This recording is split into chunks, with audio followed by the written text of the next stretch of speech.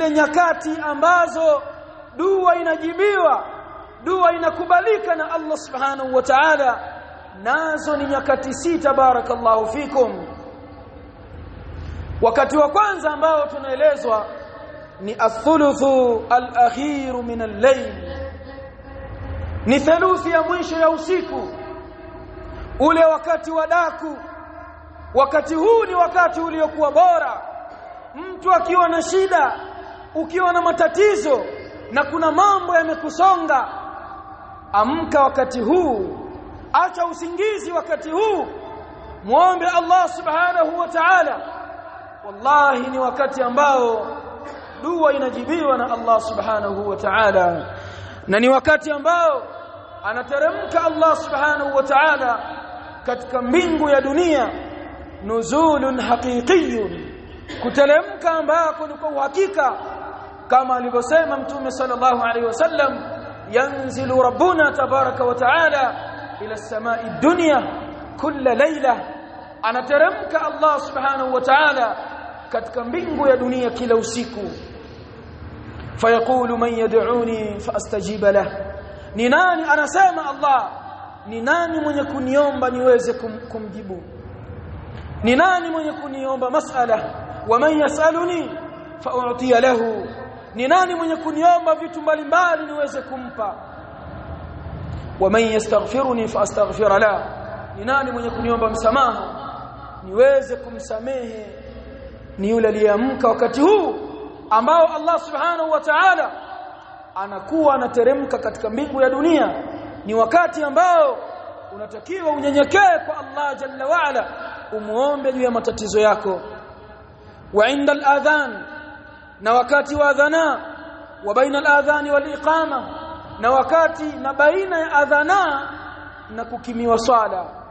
Panapoadhiniwa kabla hapajakimiwa swala, katikati pale unaweza ukanyosha mikono ukamwomba Allah subhanahu wa ta'ala, na dua ikawa ni yenye kukubalika. Wa adbaru salawati almaktubat, na mwisho wa swala za faradhi, na wanawazuoni wanaeleza ni wakati ule wa mwisho kabla hujatoa salamu. Pale unaweza ukaomba katika khairi za dunia na akhira. Wa as-sa'atu min yawm al-jum'a, na vile vile kuna saa siku ya Ijumaa. Baadhi ya wanachuoni wanasema ni wa baina ya hutuba mbili katika siku ya Ijumaa, lakini kauli yenye nguvu inasema ni kuanzia wakati wa alasiri mpaka kabla halijazama jua kila siku ya Ijumaa. Kuanzia baada ya salatu al-asr mpaka kabla halijazama jua, pale katikati kuna sa'atul ijaba, kuna saa ambayo Allah subhanahu wa ta'ala ukimuomba wakati ule. Na ndio maana baadhi ya as-salaf, baadhi ya wema waliotangulia, ilikuwa ikifika siku ya Ijumaa, anaposwali la asiri, anajitenga mtu au anajificha sehemu, anasoma Qur'ani, anamuomba Allah subhanahu wa ta'ala. Katika siku ya Ijumaa kuna as-sa'atul ijaba, kuna saa ambayo dua zinajibiwa na Allah subhanahu wa ta'ala. Lakini katika hali ambazo tunaelezwa katika sunna ya kwamba dua inakubalika ni wakati safar, mtu anapokuwa safarini.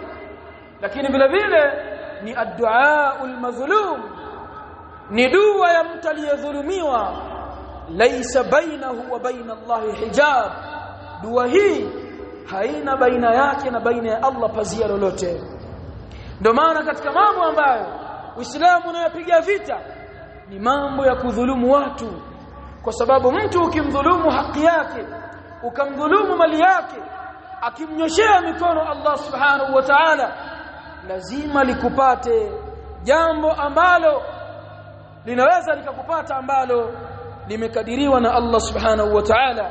Wasadafa khushu'a, mtu huyo dua hiyo ikasadifu na unyenyekevu fil qalbi, katika moyo.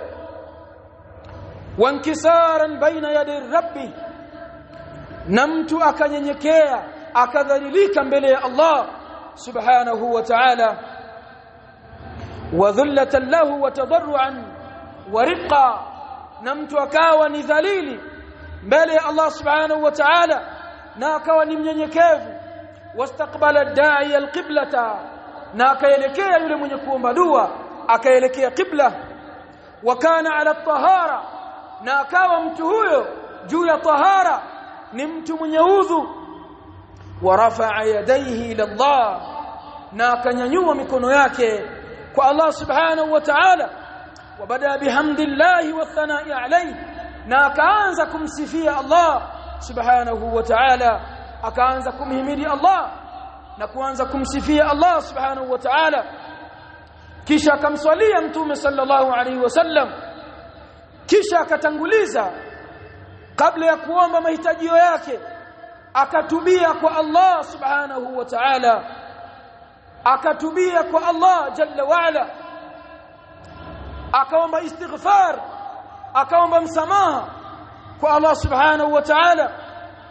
Thumma dakhala ala Allah wa alaha alayhi fi almas'ala, kisha akaingia kumuomba Allah subhanahu wa ta'ala, akamuomba Allah jalla wa ala raghbatan wa rahba, hali yakuwa ni mwenye mapenzi na Allah na ni mwenye kumuogopa Allah subhanahu wa ta'ala.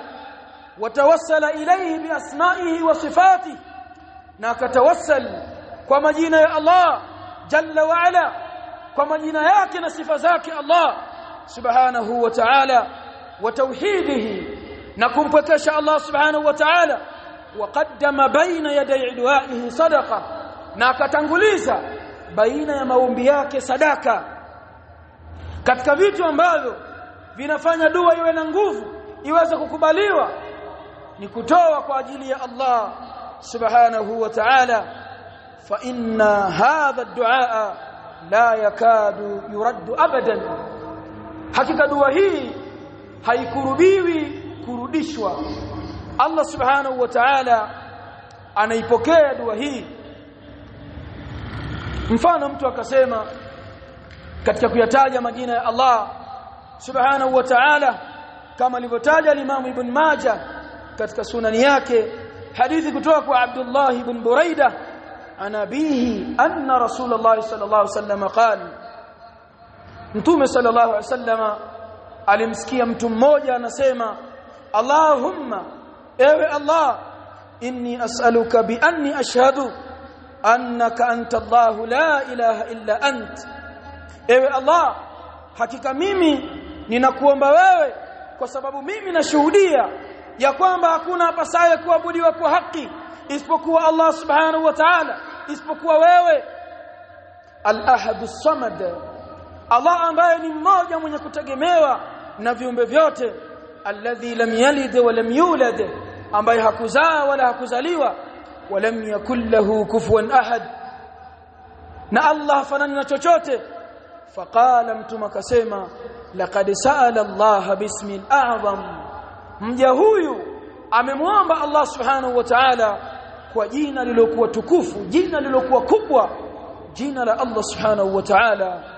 Alladhi idha su'ila bihi a'ta, ambalo Allah akiombwa kwa jina hilo anatoa.